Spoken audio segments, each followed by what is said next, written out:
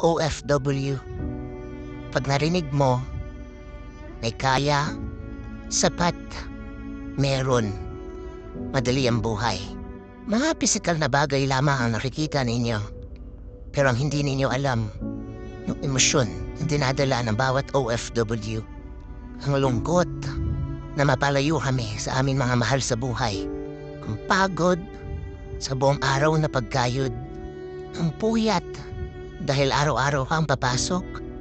Ang gutom o di kaya mabilis ang kain dahil may hinahabol kang oras. At minsan, ang depresyon dahil sa pangungulila namin sa mga mahal namin sa buhay sa Pinas.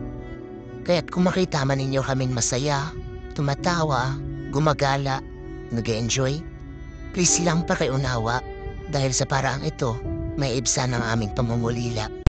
Thank you for watching. Please follow, share, and like